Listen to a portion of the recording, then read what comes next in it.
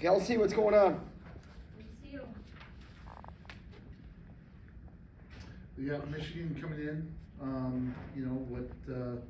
What type of challenge do they kind of bring to the table? It's the next dual meet, and the challenge is putting our best team on the mat and performing our best. You start to get a little health back, and that's great, but still got to perform, no matter who you put out there. And you feel like you're getting closer to? I'm saying if we are, or if we aren't, we still got to perform. That's the challenge. And been a little up and down, maybe. Need to keep that high level consistency going. How's that? You've mentioned how unique this year has been with regards to injuries. From a coach's perspective, just how frustrating has maybe the lack of consistency been? I don't think it's frustrating. I think frustration is something that you can control, or if you are frustrated, then you turn it into, why are you frustrated? Then solve the problem. I don't think frustration is relevant necessarily. I think it is something you have to deal with. And if it becomes relevant, then you're probably beyond repair. And that's not the case at all. We have guys that love to compete. I know that, and I also know that when you love to compete, you want to feel good. But I also know that in high-level competitions, you're not always going to feel good. And the best are the ones that can put some of those negatives to the side and persevere no matter what. And that's what we work on every day. Brody's had to overcome some things Who's this that? season. How has he Who's that? Brody. Okay, sorry. Brody Teske. How has he kind of settled in now that he's kind of been in the lineup more regular here lately? For me, it goes back to the very beginning, when he entered the portal and he was looking around, and it was one of those things where, what do you want? What's the most important thing to you? He listed one or two things, and for him and what we had, those one or two things were a perfect fit. And he was mature enough to put aside other offers that were probably more lucrative, and he made the choice that he thought was best for him. So there's maturity right there. Another part of it with him is the fact that early on we had a situation where we weren't healthy in the wrestle off, and so we delayed 3 or 4 days, and basically told him with 48 hours or 72 hours notice that he was going to have a separate schedule, and he didn't even blink. And he just basically said, time, place, and I'm there. And when you have that, there's maturity there, and there's no drama, and there's evenness, and those are all good ingredients for being able to overcome some things. And then you start to talk about things that he's overcome. So challenges with the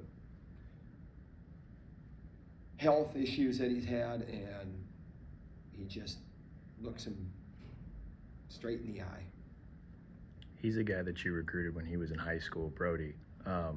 You recruit him the second time. What were the major differences? Where had he grown? The first time we wanted him bad. I'm not sure that, for whatever reason, if he heard in his own ears that we wanted him bad, or if we didn't communicate well enough to let him know that we wanted him bad. A lot of times things get lost. The love gets lost because maybe the offer or whatever isn't as significant as maybe it should have been according to one party, interpretation of the conversation. So the second time recruiting him was a lot simpler. It was, what do you want? What's important to you? Here's our strength. And those two lined up. And so it was a matter of him taking a leap of faith. And that's what he did.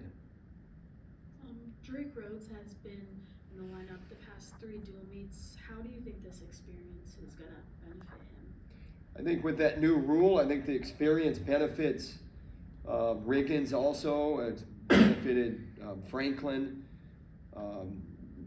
You know, it's different when you're a true freshman and you're competing in open tournaments.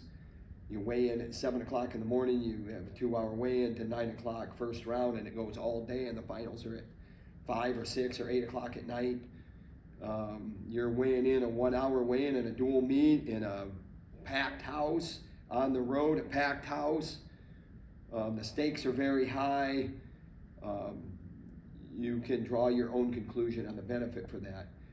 The biggest thing for Drake Rhodes is that, you know, with the health of where we're at there at that weight class, we got to be really, really smart that we don't burn his red shirt.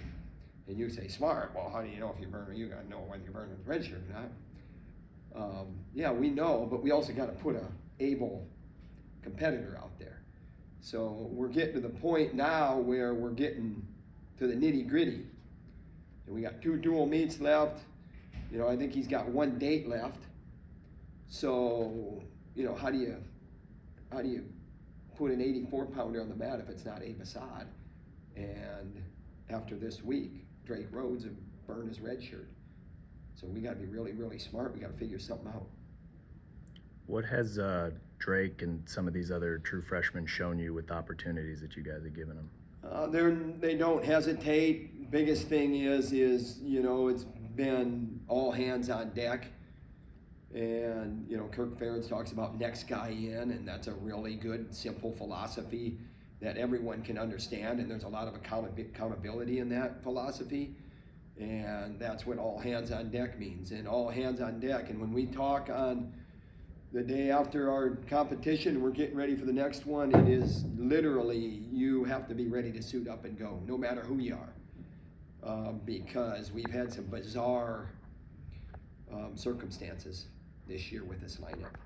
So you gotta be ready to go. One more thing about Brody. What would you like to see out of him, or what would he need to do to kind of make a jump to the next level? I think, I mean, here's the thing. I mean, you can talk all the little things that we talk to him about, or I just think he needs to get the best version of himself out there. And he knows that it's about being tough. And he is a very competitive wrestler. He does not take well to embarrassment, and even though for me and you, he hadn't embarrassed himself, but to him he takes it personal when those results aren't up to snuff. So he looks at it like, I embarrassed myself, I need to do better. And that's a good quality of a competitor. We love him. He's made us better. He has made our room better. Thanks. All right, thanks.